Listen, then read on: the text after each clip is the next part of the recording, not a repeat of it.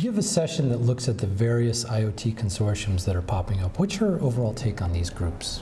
Well, I think, first of all, there's lots of them, right? And I kind of break them down to, there's a lot of existing consortiums that are actually kind of updating their specs or updating their specification for communities for IoT, right? So Zigbee is a perfect example where they've come out with Zigbee 3.0, and it's kind of, they're addressing the new requirements that IoT have provided, like low power interoperability, right? And then there's some new ones coming out, and maybe it used to be kind of there's one every month. It's kind of slowed down a bit lately, right? But for example, All-Seeing, OIC, Thread are kind of get a lot of the buzz, and they're coming on and they're trying to address some use cases for it. But as with IoT, it's huge, right? It's so broad that.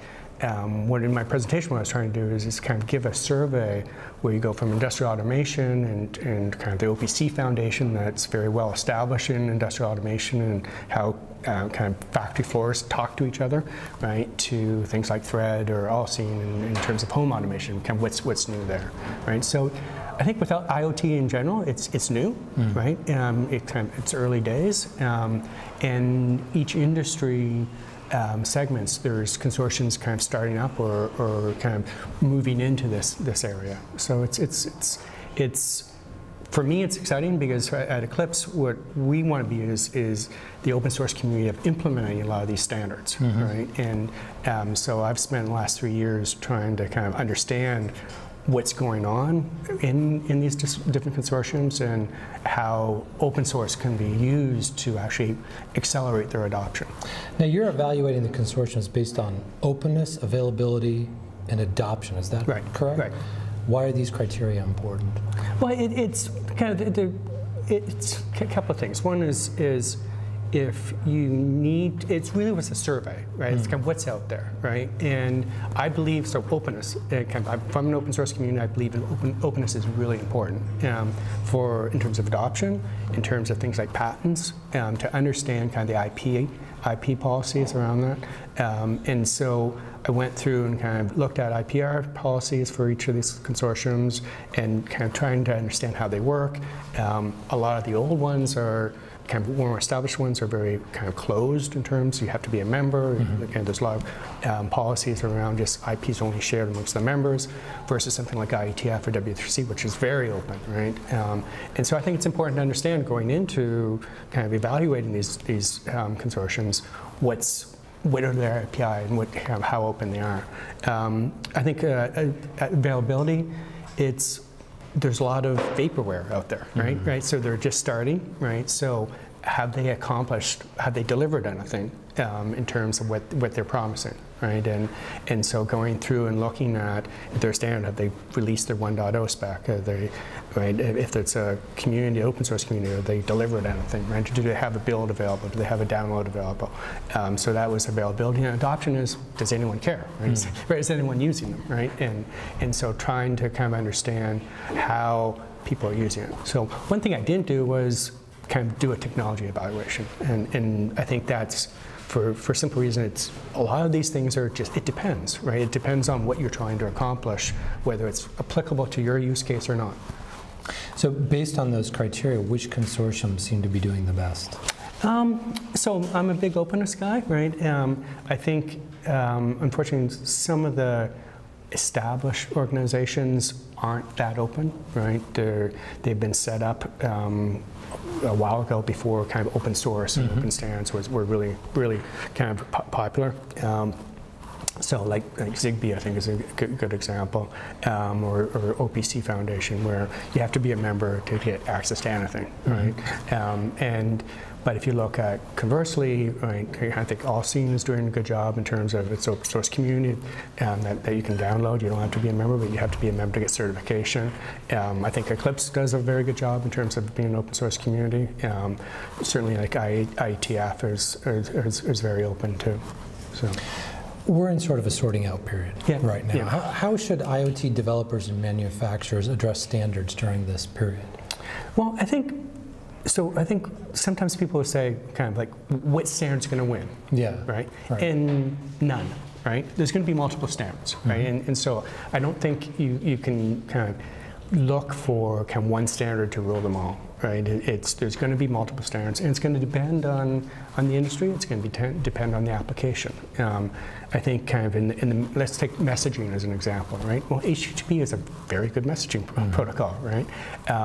But if you have an IoT solution that's kind of power management is really important, like an oil and gas pipeline monitoring, right? Where you've got monitors out in the field, very remote, right? They don't have ready access to power, right? So battery management is incredibly important. Well, you can't put an HTTP client on that, right? So you need something like MQTT, which is pub/sub, but very conducive for that. So when you're going into looking at the standards, you really have to look at the requirements that you have and then start picking things from that. One thing I do encourage people to do is, and this happens, it's less so now, but a lot of people roll their own, like they'll build their own, right? And I do believe we're getting a good critical mass of technology and standards out there that if you're rolling your own, you really need to kind of look at why, right? Because if the Internet of Things is going to be successful, it has to be interoperable. Like, it has to be like the Internet. It has to be based on a core, kind of important, core set of standards and open source implementation. Are there any lessons to be learned from how other industries have handled consortiums?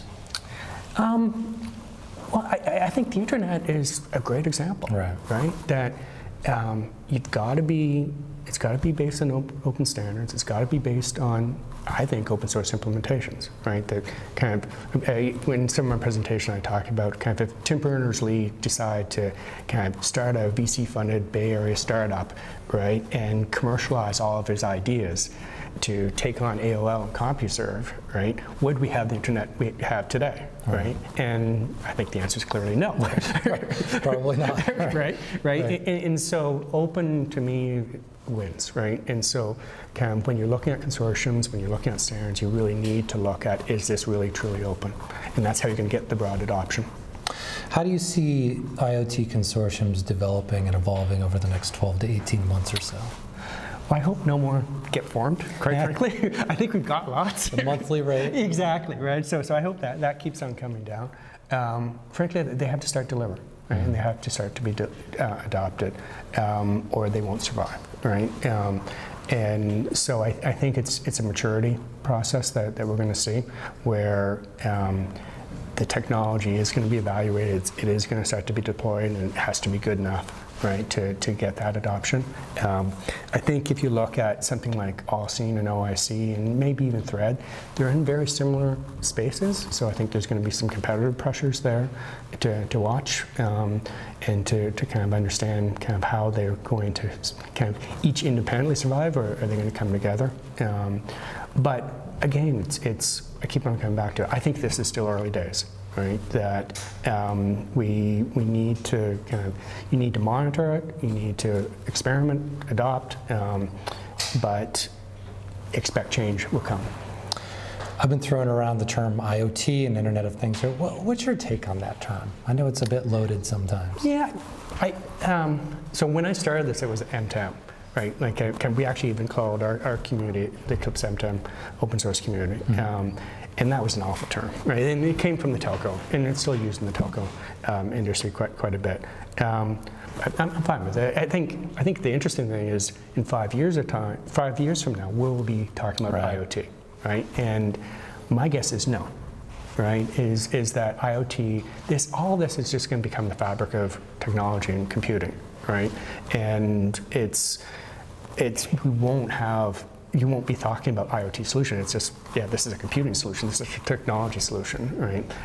So I think it's fine for a term right now.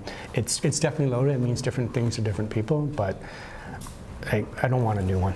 Let's put it that way, right? So I don't think we need. Fair enough. Last question for you: what people or projects are you tracking these days? So we're really busy at Eclipse with a number of different open source projects. I think from a couple of things. One is, I think, device management. So I'm very much at the low level, the kind of the building blocks that developers are using to build solutions. I think device management can become very relevant. A lot of the IoT platforms are kind of growing up and realizing, okay, how do we scale kind of managing these hundreds of thousands of devices, so device management is becoming very important, and lightweight M10 for the OMA standard is I think, quite well relevant for that. I think IoT security is kind of my pet peeve, is everyone say this is a really important issue, but very few people actually say they're working on it. We actually just announced a project at Eclipse around IoT security led by VeriSign, so I think that's kind of going to be really important and really interesting to watch. Great. Thank you for being with us. Okay.